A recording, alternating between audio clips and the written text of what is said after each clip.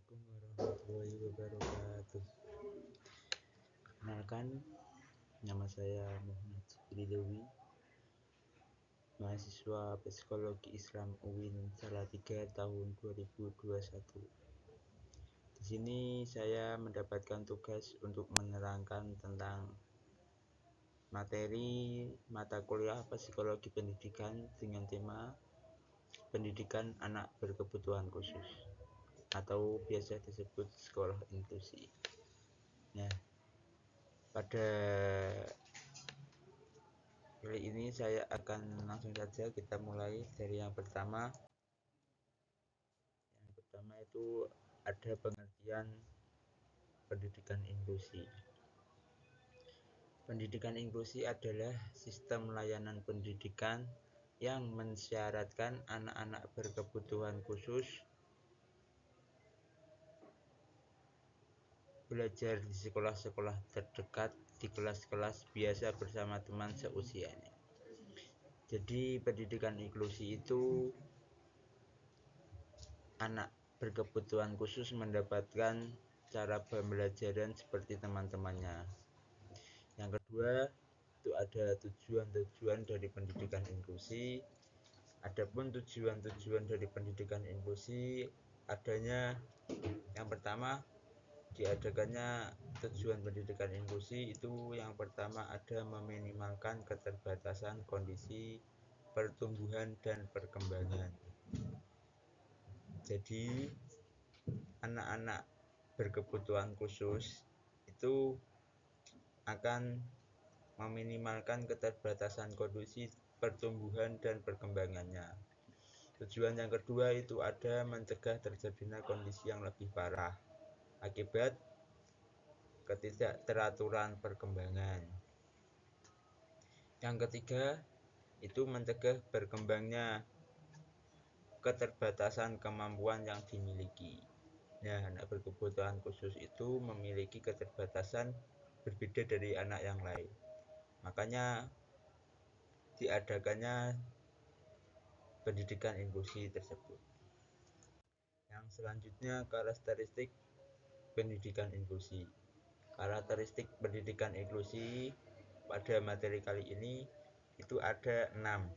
Nah, yang pertama memiliki hubungan ramah yang dan hangat. Pendidikan inklusi itu harus memiliki hubungan ramah dan hangat. Yang kedua, kemampuan guru sebagai peserta didik dan orang tua sebagai pendamping, di mana guru sebagai peserta didik ini harus membimbing sesuai pendidikan yang harus dijalaninya, dan orang tua sebagai pendamping ini ketika di rumah orang tualah yang mendampingi anak, dan ketika di sekolah guru adalah sebagai peserta didik. Yang ketiga, pengaturan tempat duduk yang menarik. Nah, di pengaturan tempat duduk yang menarik ini anak berkebutuhan khusus itu kan berbeda dari anak yang lain. Makanya harus dibuatkan tempat duduk yang menarik supaya rasa atau keinginan untuk belajar dari ABK tersebut bisa lebih semangat lagi. Nah, yang selanjutnya itu adalah materi belajar yang bervariasi. Materi belajar yang bervariasi di sini yang dimaksud ialah seorang guru memberikan materi pembelajaran berbeda-beda, ditujukan supaya semua murid-murid tersebut bisa tidak paham atau tidak cepat bosan.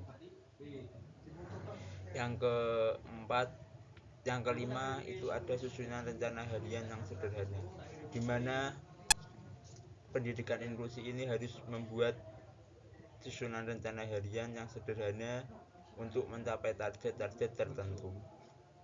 Yang terakhir itu ada evaluasi pendidikan terhadap anak di waktu tertentu.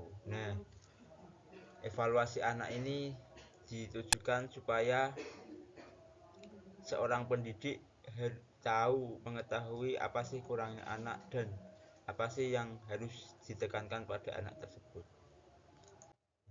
keempat ada kurikulum pendidikan inklusi.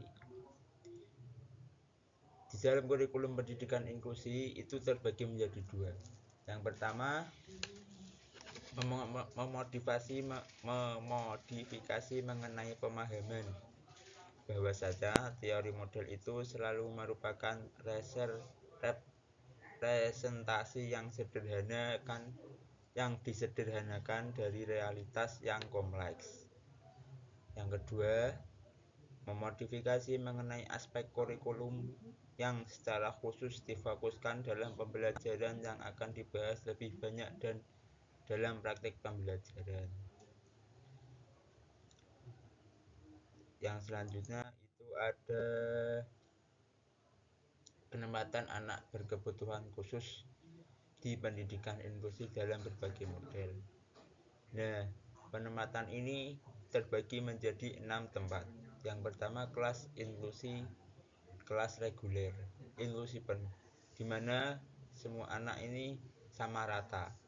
Yang kedua, kelas reguler dengan cluster. Yang selanjutnya ada kelas reguler dengan pull out, kelas reguler dengan cluster dan pull out, dan kelas khusus dengan berbagai pengintegrasian. Nah, pada kelas khusus ini peserta didik dibagi dalam kemampuannya masing-masing sesuai dengan kemampuannya masing-masing. Nah, yang selanjutnya sampailah kita pada presentasi kali ini. Dari saya, kurang lebihnya mohon maaf. Akhirul kalam, wassalamualaikum warahmatullahi wabarakatuh.